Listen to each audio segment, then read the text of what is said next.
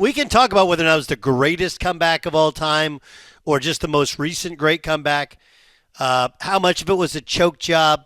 There's a lot to get to, but I do feel like Charles Barkley nailed it last night, as he has a tendency to do, where he was just like, how great a job do we have where we get to talk about just this unbelievable game. It was a great basketball game that had an unreal finish, actually had a remarkable finish twice over, right? Because you had the comeback in regulation and then the win in overtime, both by the Indiana Pacers, and you had the choke by the Knicks in regulation and some mismanagement of the clock and game situation in overtime.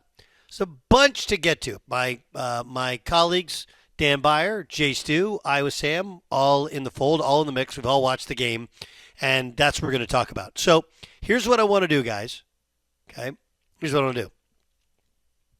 There's other parts to it we can get to, where Aaron Naismith started to make some shots. But the heart of it is 51 seconds to go, and the Pacers are up 121-112. The Knicks are up 121-112. So you're up 9 points with 52 seconds to go. Now, full disclosure, I'm watching this as a basketball coach, and I've lived some of this. We had a couple of collapses. Youngstown stayed at home, Oakland at home, and there's a lot of similarities, right? We didn't have a turnover against Oakland, had turnovers against Youngstown, and we lost big leads and lost games late. Michigan Tech at home up 13, right? All these things have happened. So I want to talk through those last 51 seconds and kind of get some of your guys' thoughts. I'll share some of my thoughts on how I'm watching it. You guys okay with that? Okay, we're all okay with that. All right. So, again, this is last night's game. If you missed it. The Knicks were up 17 in the fourth quarter, 9 with 52 seconds to go. Let's start with the first cut into that 9-point lead. Here's the call with the Pacers down 121-112. Neesmith, three, good! Another one from outside. And now it is a 6-point game again. Under a minute to go. Harder's right there. Pressure by the Pacers. Towns, Bridges, Towns to the hole. Neesmith again, three, got it! He's a flamethrower! 5-point game, timeout taken, 34 seconds to go. Wow. 5 consecutive threes for Neesmith. Crazy, right? The first thing is, the first three. Now, I do think the Knicks sort of stopped playing. I think they sort of stopped playing at first. Because that first three that he hit, remember, you're up 9 points. You can, it's mathematically, you probably should foul there. And you're like, why? Okay, remember, at that point, he'd made 3 consecutive threes. If you foul with 50 seconds to go on the ground, whoever you foul, it'll still be a 3-possession game, and you get the ball in bounds, you get fouled yourself, you get a chance to get it right back to 9. Okay? Now, when you're up 9, most people are not thinking, hey, we want to protect this lead and be at a oh yeah, by the way, it went from 9 to 6 to 8. When you're up 8, you can also foul. It's not a 3-possession game. It'd be a 2-possession game. But the first thing is there is a world where mathematically they tell you, the analytics tell you, you're up 9, under a minute, you foul. Because what happens is, best case scenario for them, they make both free throws. It's still a 3-possession game. Right? They make 1 out of 2. Right? They make 0 out of 2. Now you're no blood. And if they make both, it's 7. You throw it in, you get fouled. And again, remember, in the NBA, you get 2 shots. Even if you only make 1, it's at 8. But giving up 2 consecutive 3-point shots, and they got progressively more difficult. But the first one, he came off a little, it's called top-to-top handoff, and OG Anunoby's nowhere to be found. He's just late. That's where I think the Knicks just stopped playing. And here's where OG kind of screwed up. There was a bounce pass from Jaylen Brunson to OG Anobi where it slipped out of his hands trying to go up for a dunk, and then he grabbed it back at the last second. The call was eventually overturned. Here's the call. Bridges to inbound, cutting Brunson. Inside, Anunoby bobbled the ball. Oh, they'll challenge this. They will absolutely, they have to challenge it. It was a loose ball. That's exactly what Coach Carlisle was saying. So that gets overturned, right? Now it's a 5-point game, and Nesmith again makes a three. Nesmith, it's a three. It's a 2-point game. Oh my it's goodness. a 2-point game with 22 seconds to go. And of course, Karl Anthony Towns misses one of two free throws, and you'll never guess who hits his 6th consecutive three. Brunson to inbound. Look at Nesmith this. on the ball. Oh, he slipped. Oh, he He did. fell. And it's picked up by Hart. Now Brunson splits the D. Drives, flies, feeds. Clock is ticking. There's a tapping foul on Towns. Wow. Near turnover on the inbounds. It looked like Josh Hart was going down. Josh Hart might Look want to at check this. his shoes. He slipped on Oh, defense, man, great recovery there by Hart. and then he slipped on offense. And then after the Nesmith three, OG Anunoby takes a foul. So now, again, it's a 1-point game. 1-point game. Hart to inbound. Brunson's got it. Oh, throws it away, but picked up right there. Anunoby, and quickly fouled by Siakam. Wow. What a missed opportunity there by Indiana. Wow, New York very close to a couple of turnovers here at the end of the game. Brunson just gets up off of his feet and throws the ball. Tries to throw it off Nesmith, I think. Anunoby, nice recovery. Okay, so OG Anunoby, who missed some some defensive coverages. The ball slips out of his hands on a layup where he could have shot faked. He gets it back. He loses the ball. Then he steps up, and he only makes 1 out of 2. So it's a 2-point game. End of regulation. Here's what happens. 2-point game. Indiana with it. Hallebertton. He'll take it. He'll backpedal a three for the win. And oh! He got it!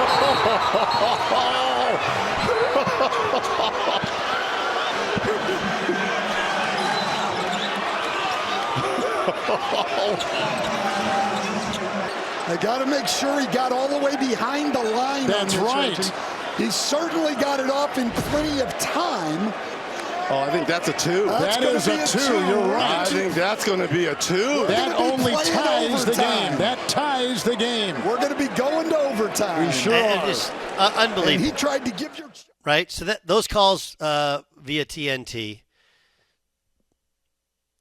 there's a lot to dig into. Tyrese Hallebertton going in for a layup. He gets picked up. Great defensive play to pick him up. He backpedals back, dribbles back, and chucks a three while just barely being on the line. It goes to overtime, and then the Pacers win the game in overtime. I've seen a lot. I haven't seen it like that. It took a special shooting performance by Aaron Nesmith. It took an unbelievable play, and bounce, and amount of intelligence by Tyrese Hallebertton. And what's craziest is, yes, OG Anunoby, I thought, 3 different possessions choked on the play. But Jaylen Brunson wasn't great either, right? Could have thrown that basketball away 2 times. Josh Hart fell down in guarding Naismith one time coming off the screen, and then nearly fell down and slipped on the inbounds play. There's a lot of blame to go around. I heard Collins say the Knicks didn't choke. Look at the shot making by the Pacers. Like, I don't know what to tell you, bud. If you turn the ball over, if you miss 2 out of 4 free throws down the stretch, and if you don't cover an elite three-point shooter who makes 6 consecutive threes, I don't know what else you would call it. That was absolutely an obscene choke job. Now, Does it have to have elements of a comeback and the confidence of the Pacers and the way they play because they don't panic? Right? It wasn't like they came down the court and just jacked threes with a hand in their face, falling away, and made miracle shots. Those were off of set plays, quick hitters, and they all worked. But they've been down before, and they don't change. They don't freak out. So there is a lot of skill that goes with it. But if you're the New York Knicks, you have to win those at that game. Have to win that game. Have to. The only saving grace is, one, they've had their own comebacks, right? So maybe it's karma working out. Their own comebacks against the Knicks twice. Two, we've seen the Oklahoma City Thunder choke away a game in similar sort of fashion. Game 1 against the Nuggets, came back and won the series. So we have seen teams overcome it in the past. But that's as devastating a way to lose a game as I can think of. Buyer, just give me, you watch, you've processed, you've thought, go. So I actually, Doug, think it goes back to when they had the lead at around 2 minutes or so, the Knicks, and Jaylen Brunson had hit a three previously on a trip down, but ended up shooting another three, and then Karl Anthony Towns chucked up another three, where I felt at any point you get a basket at that point, maybe the Pacers kind of wave the white flag.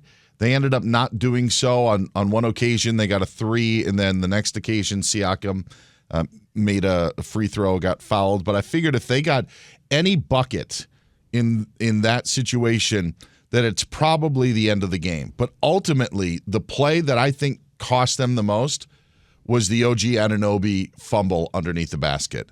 Because it is a sure bucket, go up 7, 29 seconds left. Instead, he botches it.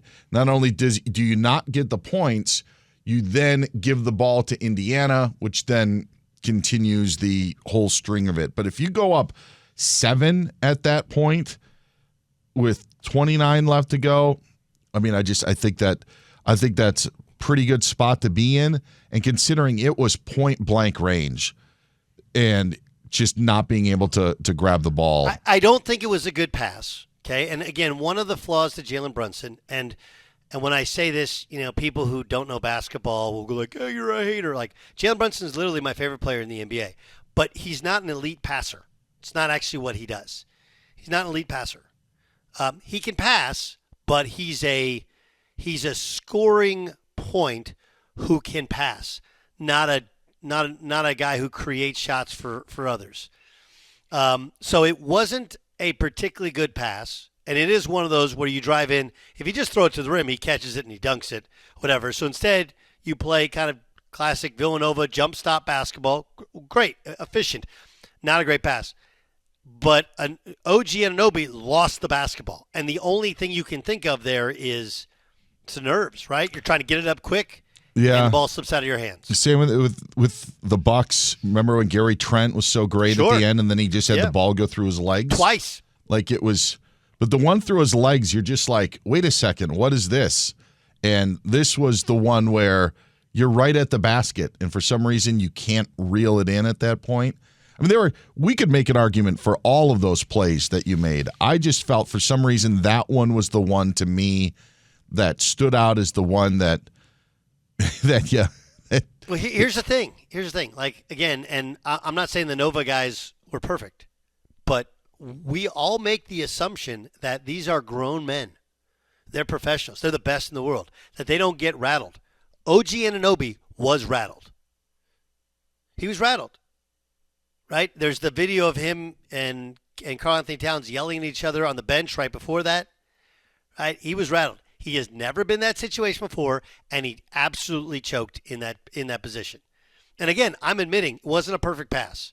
But when you combine the fact that he was late on a switch and it was a Naismith 3, with the fact that he missed 1 out of 2 free throws, where he makes both free throws, game, set, match, and he drops the ball, as you pointed out, at the rim. They're up 5, that's up 7, game, set, match. And it's classic man in the arena stuff. You ask anybody, they watch tape, you're like, yeah, he kind of blew that game. I mean, Hallebertton was magnificent. Naismith was unworldly. But the Pacers They may have looked frantic, but they didn't look like they ever panicked.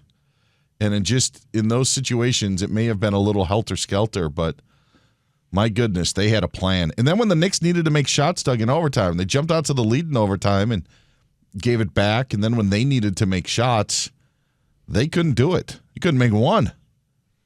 Brunson missed, Cat missed.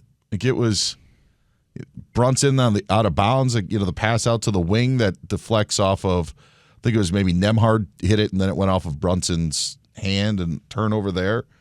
Just unbelievable lack of execution by the Knicks. Crazy. Absolutely crazy. Jay Stu, again, I know you don't profess yourself as a purveyor of breaking down basketball games, but in terms of chokes, comebacks, however you want to, it happens. So I will tell you, being on the sideline and having been on the other side of some of those, I watched last night, and I swear to God, I said this last night was, God, once next year I got to be on the other side of one of these, because it happens so fast, and sometimes there's nothing you can do as a coach. You can tell them what to do, just do this, you win the game. And if one guy doesn't do it and they hit a three, all the planning in the world. But Jay Stu, where is this one in your pantheon of choke jobs, comebacks, whatever you want to term it? I'm just going to offer up some stats, guys. You know me. I'm less interested about what happened than how it was covered. And it seemed like even the people that are most uncomfortable using the word choke were using it in the wake of what happened last night. Cowherd saying it wasn't a choke, he's a true outlier, if that's what he said, and he did. I'm going to offer you two stats. Dan, you wanted to go back to the 3-minute mark, right? In the history of the NBA and the playoffs, a team that is trailing by 14 points with 2:50 left is 0 in 970. And now they're 1 in 970. I'm going to offer you this, since you wanted to start at 50 seconds, Doug. Going into last night's game in the history of the NBA playoffs, teams that were up 9 with 50 seconds left were 1,414 and 0. And now they're 1,414 and 1.